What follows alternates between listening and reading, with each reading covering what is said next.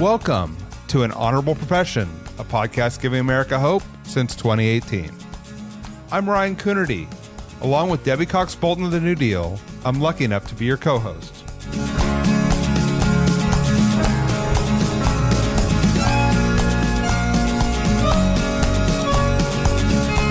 An Honorable Profession is a New Deal Leaders podcast. The New Deal is an organization that supports the next generation of American leaders. From attorneys generals to state senators to mayors to school board members, these are the people that are pushing policies and politics that will respond to climate change, rebuild our economy, address racial injustice, and restore our democracy. These are incredibly talented people who have dedicated themselves to public service when their country and their communities needed it the most. Check out newdealleaders.org to see what I'm talking about. This week I talked with Colorado Senator Dylan Roberts, who represents a true swing district in the western part of his state, including ski resort towns, mountain communities, and rural areas. We talk about the legislative session that just wrapped up and what it took to close a $1.2 billion shortfall, as well as his work to pass two bipartisan housing bills to increase supply and bring down costs. We also talk about what's on the mind of his constituents, the fear over the proposed Medicare cuts in the House budget, and the impacts of tariffs, as well as his belief that we have to be a big tent party with room for moderate Democrats to vote their districts. Dylan also shares his story about his path to public service, which was inspired by a very personal story. I hope you enjoy our conversation. All right, Dylan Roberts, welcome to An Honorable Profession. Hey, Debbie, great to be here. Thanks for having me. Yeah, of course. And looking forward to the conversation. First, congratulations for getting through session. You guys are, it was a pretty big session. And maybe that's where I thought I would start, see how things went. I know you had a pretty Herculean task, is that the right word? On the budget in particular, right? A $1.2 billion budget shortfall you guys had to figure out how to close. So just would love your perspective on how that went and, you know, what you were happy kind of maybe that came out of those conversations, anything that you wished maybe would have gone differently. Absolutely. It's good to be done with our 2025 legislative session. In Colorado, we go for 120 days. That's limited by our state constitution. So we have to get all of our work done in that time. And so when the clock strikes midnight on that 120th day, we have to have everything done. And we were able to get everything done that we necessarily needed to do. And you're right, the big overarching theme of our legislative session this year was the $1.2 billion shortfall that we had to balance in our state budget. When we started the session, we were $1.2 billion short for a variety of reasons that I can get into, but because we have to pass a balanced budget, that was priority number one for our joint budget committee that presents the initial budget to the legislature, and then the legislature as a whole working through the budget and passing something before our session ended. But we were able to get that done, and there were some difficult cuts that had to be made. But I think what I'm most happy with as we leave the session is that the cuts were able to be sort of evenly distributed, and no one department or no one priority saw an incredibly deep cut. And we were actually able to protect and even improve the situation for one of our biggest priorities, which is our K-12 education system, and making sure we're funding that adequately. And that side of the budget actually saw a net increase in funding over last year. But we are still very cognizant of everything that's going on nationally. And if Medicaid cuts happen at a national, federal level, that's very likely we're going to have to make some deeper cuts into our state budget, even for this fiscal year. So it was kind of a tepid optimism as we left session as far as the budget goes, knowing that there's some pretty difficult conversations that may have to happen in the next few months. Yeah. What actually, I thank you for the reminder about Colorado's unique rules on the time you can be in, and they've got Tabor, and there's all kinds of very unique things about Colorado's system. What does happen if there are federal cuts that come down the pike? How do you deal with that when you're outside your 120-day window? At that point, we would have to be called back in for a special session, and the only technically two ways, but only one realistic way that we ever get called back into a special session is the governor calls us back, and then the special session is confined to a very specific set of topics that he prescribes in his call. The other way is that by 2/3 in each chamber, we could call ourselves back. As far as I know, that's never happened in the modern times, at least in Colorado. So but there's already talk about it in Colorado about the potential and even likelihood of a special session to deal with the Medicaid cuts if the big beautiful bill, as it were, ends up becoming law in some form. Yeah, I want to come back later to the big beautiful bill and Yeah, more generally, kind of what's happening in Washington and how that's affecting the legislature and your constituents. But before I leave the session, I know I want to make sure I ask you because I know one of the big issues that you spent a lot of time working on this session was housing, which is such a huge issue across the country. And I think you were able to pass two bills, if I'm not mistaken. One that dealt with construction defects and on the trying to speed up the pace of building housing on the supply side, and then another yeah. on the affordability side with some low interest bonds. So tell me a little bit about your efforts there. Absolutely. The housing and the availability and affordability of housing, particularly in the district that I'm lucky to represent, but in our entire state too, is a top, if not the top concern. One of the things that I find unique about my Senate district is it's probably the most politically diverse, Mm. economically diverse, and geographically diverse that we have in our state.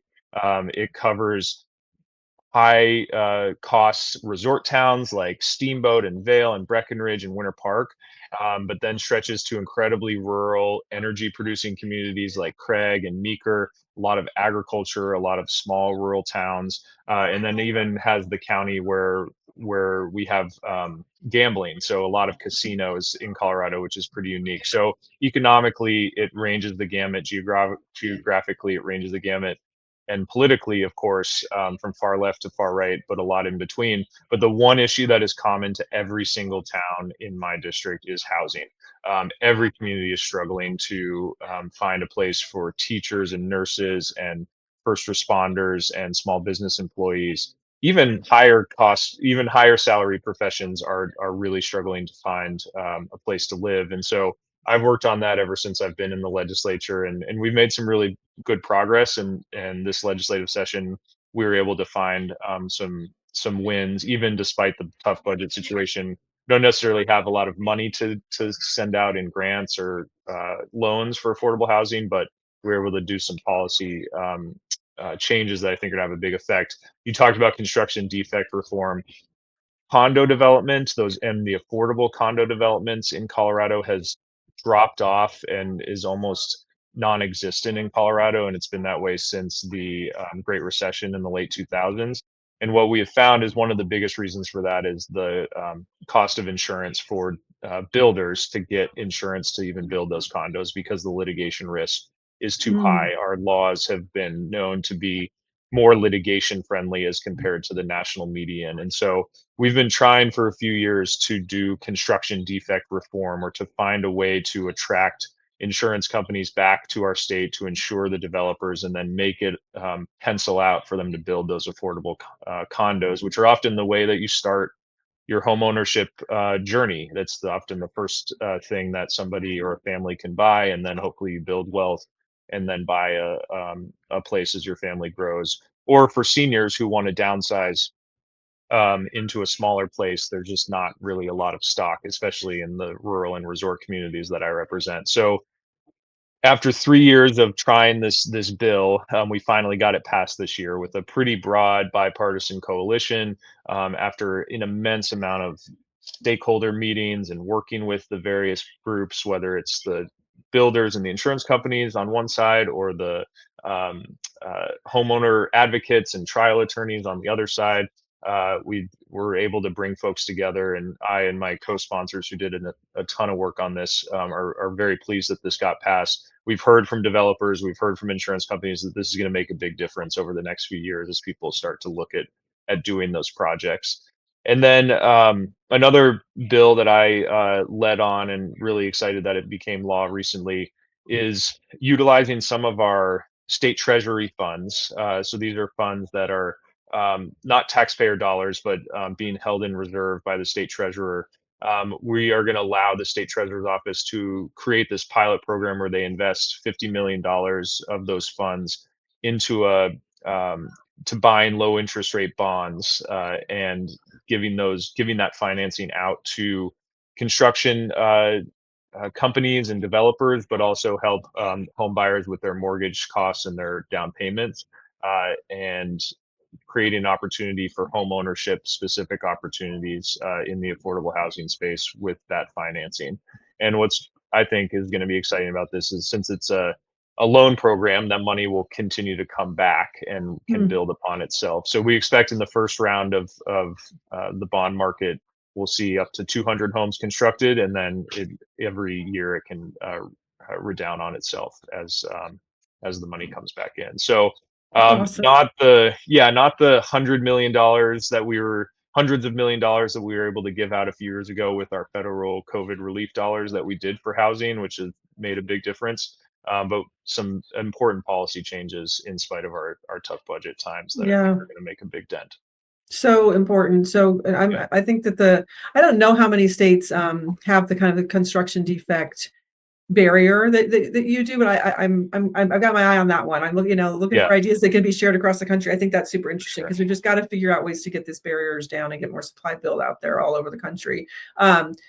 One thing you mentioned in what you're talking about was the fact that you were able to do these in a bipartisan way. I noticed when I was prepping for this that you have actually passed most of the many bills that you've passed with bipartisan support, like something like 80-90% or something very, very high. And I that struck me because I always think that people just don't believe that happens anymore, I guess, at the core of it, like, so how do you feel like that you've been successful? Is that unique to you, or you feel like Colorado, that's something that can happen in Colorado? Or like, what would you say about how you've been able to do this, and what advice you have to others in legislatures who are trying to get things done on a bipartisan basis?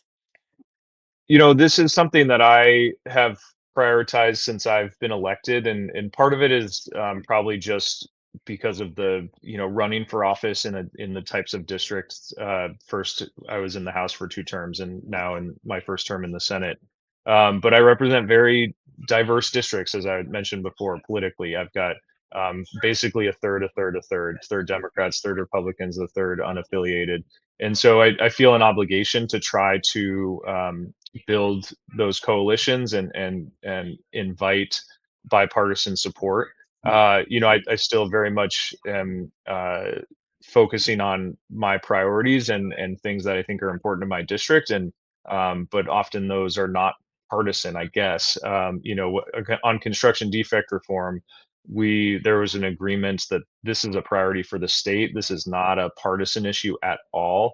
And every corner of the state, every district in the state is going to benefit from something like that, because everyone's dealing with affordable housing challenges. So sometimes I think it's the policy. Sometimes I think, for me, it's the proactive effort to, when I'm working on my bills for the upcoming legislative session, is talking to my colleagues across the aisle about bringing them on to this effort and explaining to them, hey, this might be something that I've thought of or heard from a constituent of mine, but it could really benefit your district too. And that's something that I try to prioritize as we're prepping our legislation for the upcoming year. And then I think in general, Colorado has been a very bipartisan legislature. There's certainly partisan fights that happen, and we can get into some of those.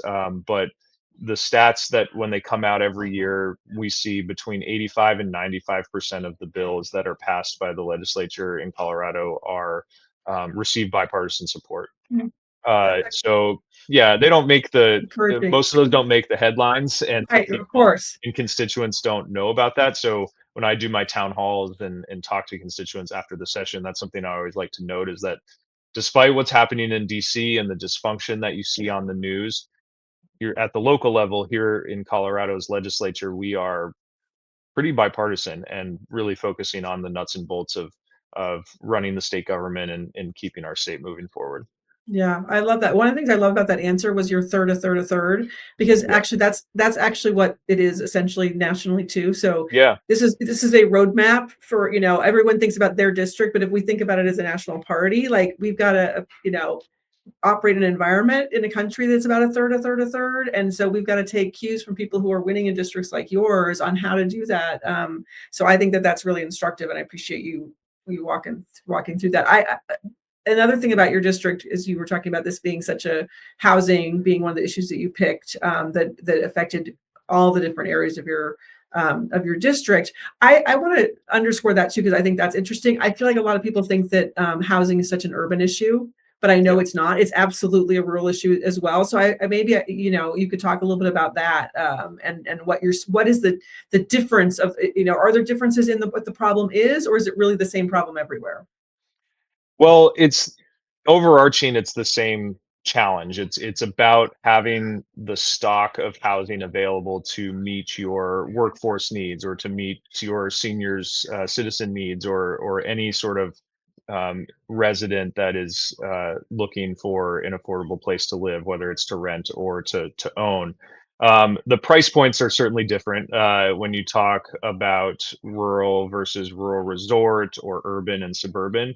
And then the land value and the land availability issues are a little bit different. So Mhm. if you think about some of the ski towns that I represent, a lot of those ski towns, Breckenridge Vale, Steamboat, a lot of the land is already developed. And so the land that is available for development is going to be extremely expensive. And so the affordable housing advocates and groups and also local governments that are trying to tackle these challenges locally, they have to deploy unique strategies as far as land value and buying the land. And so often that looks like working with philanthropy groups to buy a Mm, piece of land or bank that piece of land for future development at a more affordable price, or working with in Colorado, it's called the State Land Board, but it's the state entity that holds a lot of trust lands, working with them on transferring small parcels either at a steep discount or even as a donation to buy down those costs of an affordable housing project. Um, and then, one of the really unique things is a lot of times legislation is always about, build, build, build. And that might work in an urban or suburban area, whether increasing density or building out more apartments or condos in the suburban areas for affordable housing development. In resort communities where they're very popular to visit, we have short-term rentals that have really had mm, an impact on the real estate market and on the affordable housing market. And so there's often a push and pull that I have to be conscious of as a legislator for those areas of, maybe what's going to work in an urban area and supported by a majority of my party wouldn't work in a resort town, because if we just allow unfettered development, those are just going to be Airbnbs and short-term rentals that don't do anything to solve our affordable housing needs for locals, and actually might make it worse, because then we'll have more tourists with not enough local employees to serve them. And so I'm always very conscious of how are we ensuring that this is actually going to be an affordable unit, and dedicated to local workforce. And so sometimes I have those tensions, and when I'm working on affordable housing isn't necessarily what is going to be the same as a Democratic legislator from a urban or suburban area. yeah. That's super interesting, actually. Thank you. Thanks for that. And I did want to follow up a little bit more on the rural parts of your district, because again, as we think about National Democratic Party and where we go from here, a lot of conversations about where we did well, where we didn't do well. Lots of places we did not do well in November, and rural America always seems to come up. Yep. So you represent a part of your district is a rural district. What do national Democrats misunderstand about either? I don't know if you feel comfortable speaking for rural America, so you can certainly just speak for rural Colorado if that feels more comfortable. Sure. But what do you think national Democrats miss or misunderstand about your rural areas in your district? I think a couple things come to mind with that question.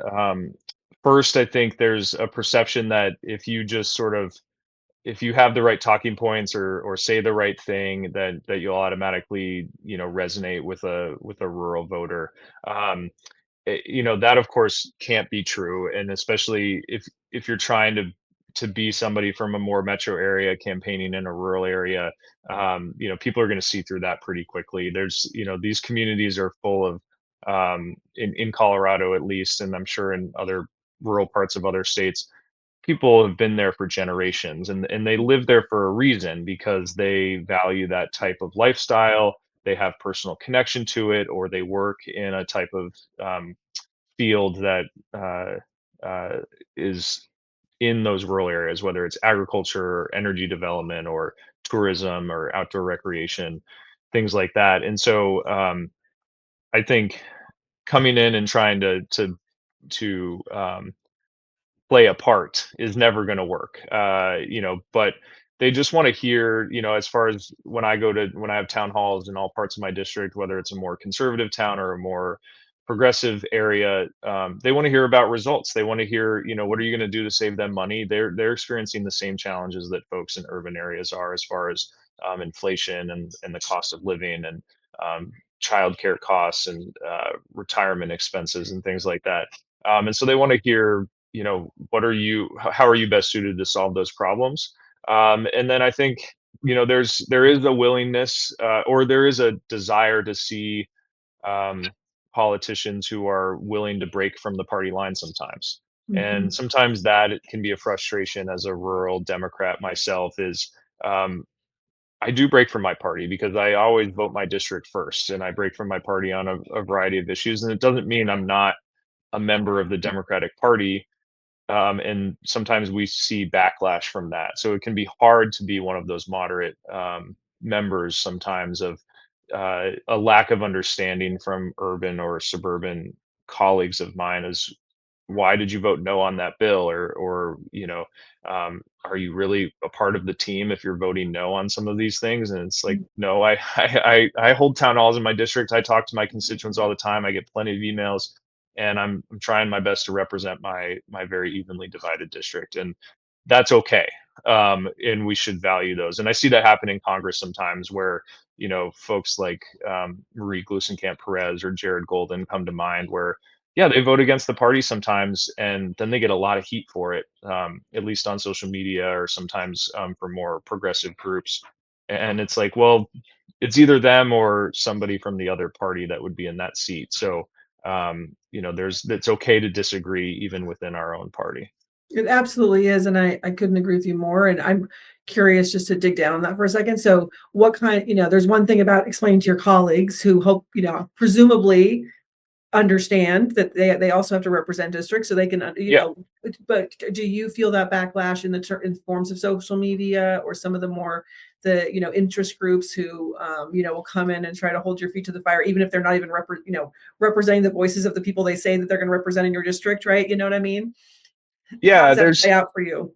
there's pressure. It's certainly not probably what members of Congress experience. But there are groups of that represent all types of ideologies and interests in Colorado, and yeah, there's sometimes some backlash, within the Capitol building, I suppose, or within some of those circles. I think, and certainly from members of your caucus sometimes, or even if it's not direct, it's something that you can feel like, oh, I can't believe he voted that way, type of thing. Um, and I just wish there could be more understanding. And look, I check myself on it too. Sometimes I'm surprised that a colleague of mine is bringing a certain policy as maybe way too progressive, even for Colorado, certainly more too progressive for my district. And I have to understand that, okay, that person is doing their best to represent their district, or doing what they think is best to represent their district. And I think a better sort of mutual understanding from all factions or parts of a party could makes it stronger. I remember when I had my political upbringing, the Democratic Party seemed like the big tent party. And I think it still is and can be, but sometimes we get away from that with these purity tests, or sort of ideological standards that are held. Could not agree. Could not agree more with anything you just said, and I think Yeah. that's really one of our big challenges going forward, frankly, is that we have to be that Big Ten party. We have to speak to people who don't agree with us on everything. We have to speak to people Yep. who have questions about things we're saying. I mean, amen, brother, is what I'll say to that that sentence.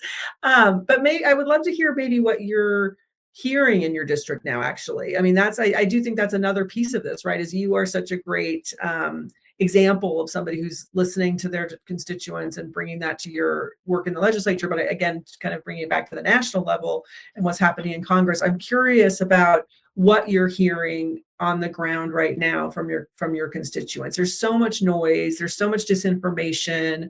What kinds of things are breaking through? What are you hearing at your town halls? What's most on people's minds?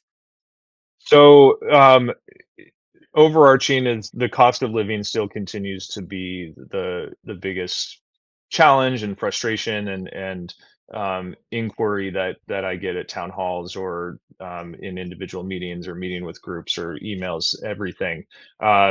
We've talked about housing, that's obvious, and kind of the underlying problem with all these things, but the cost of childcare, both the availability of it and the cost if you are able to get your kids into childcare, things like groceries and then insurance costs, whether it's health insurance or homeowners insurance. It just seems like everything is only going up and up and up.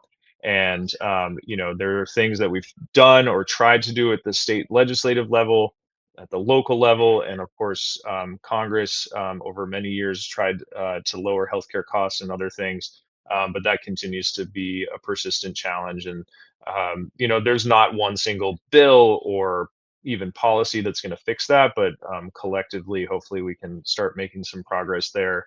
Um, as far as what's happening nationally and what's breaking through the across ideologies, is people are very concerned about what cutting Medicaid through the bill that the U.S. House passed recently and that the Senate is going to start debating. That is really impacting rural Colorado.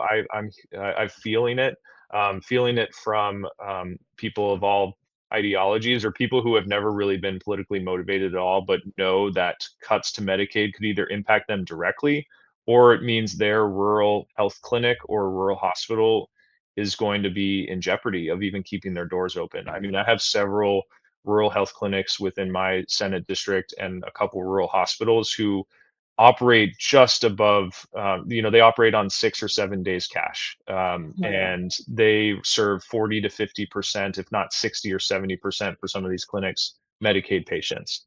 And if Wow. folks are not coming in or they're not getting reimbursed for their care because people will go from having insurance to having no insurance, they're going to close their doors, and that's catastrophic to a small town, but it's catastrophic to the entire health insurance industry as well. And people, I think, are realizing that that means even if you have private insurance, that your insurance costs are going to go up because of the increase in uncompensated care. So that has really broken through at some of my town halls lately. People asking, "What are we going to do about the Medicaid cuts? What's the state going to do to step in?" And it's really hard in Colorado because of our very unique and challenging budget constrictions, that we don't have money available to backfill that. And so it's a difficult conversation, but that is really breaking through. And I think you can tell some frustration of even folks. I have a lot of Trump voters in my district. I know that, and they probably still support President Trump, but there was an expectation that things were going to get better the Yeah. moment he took office, and as far as prices and inflation, and it doesn't seem like that's happening. In fact, maybe getting worse, especially with the tariffs and some of the impacts that those are having. Yeah. Are you hearing about the tariffs? I Is that think affecting some of your ranchers or farmers or other folks? it's starting to. I think people are starting to sort of map out what that looks like for them. And if costs go up this much, how is that going to impact their bottom line if they're in agriculture? We're hearing it a lot in the outdoor rec industry, where some of the which is a huge part of the economy in the mountains of Colorado. the cost of goods, the cost to supply or to build a lot of the outdoor recreation, whether it's bikes or rafts or things like that. And then, relying on tourism, we've seen tourism start to go down since the pandemic. We actually strangely saw a huge influx in a very strong economy during the pandemic in the mountains of Colorado because people were trying to get outside and Hmm.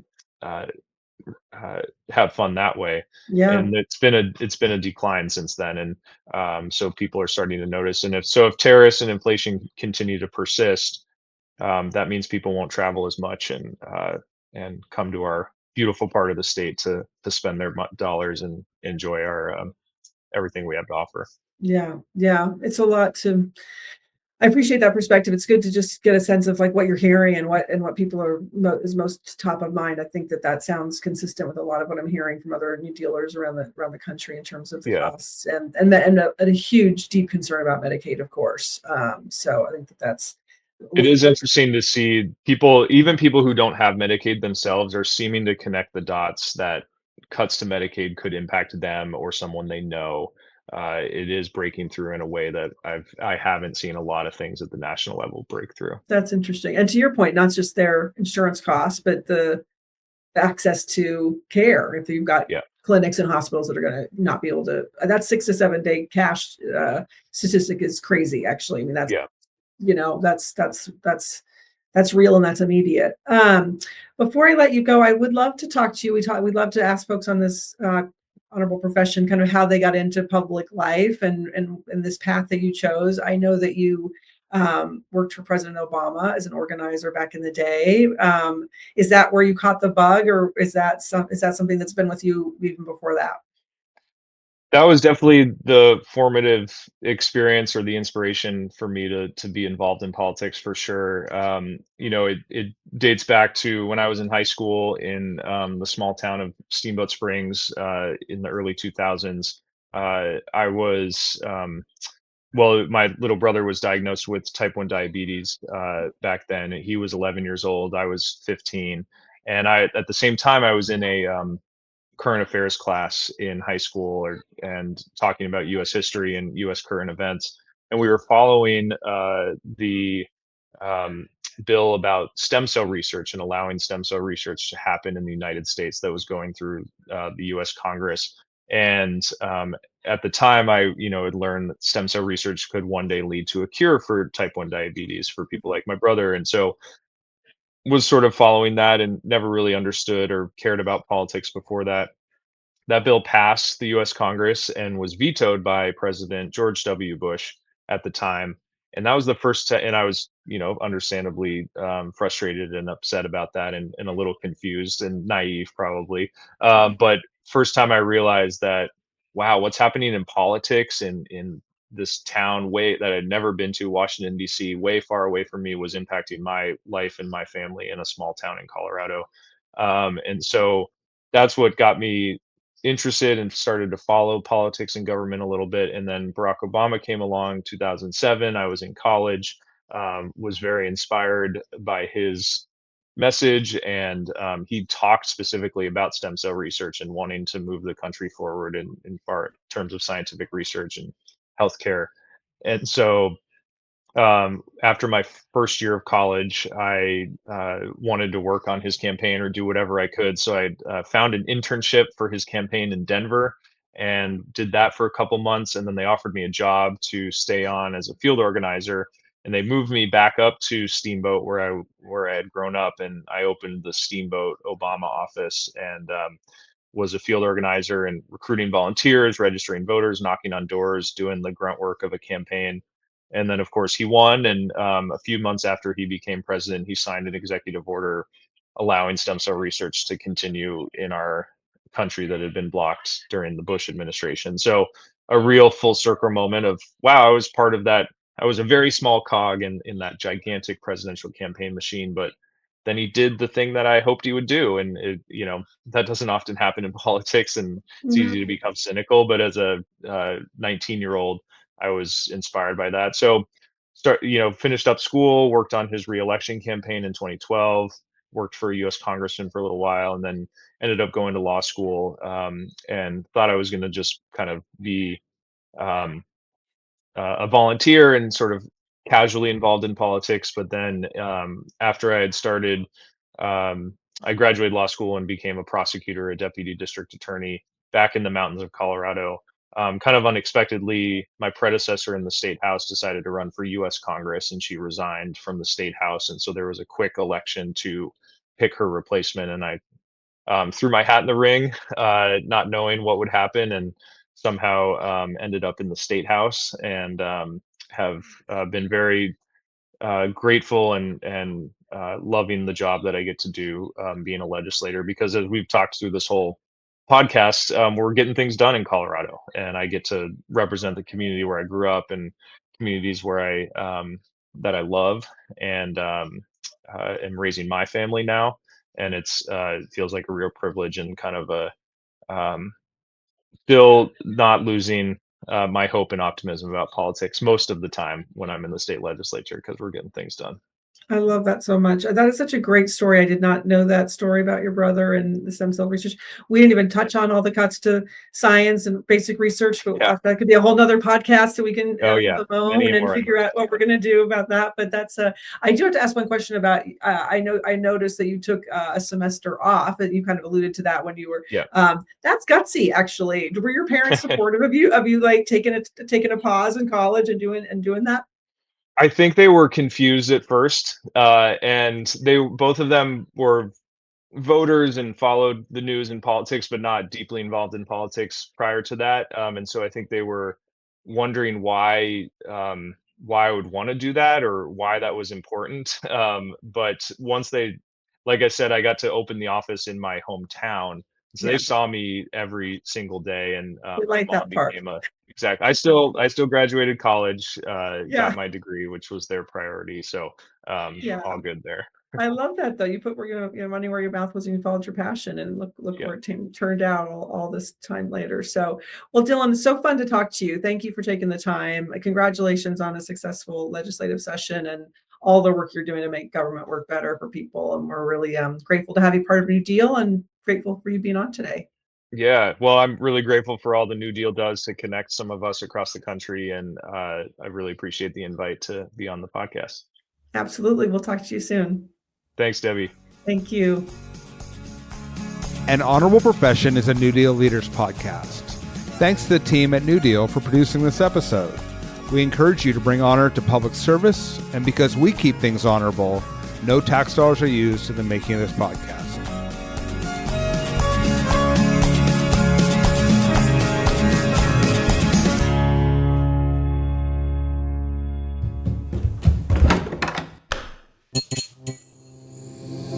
This podcast is part of the Democracy Group,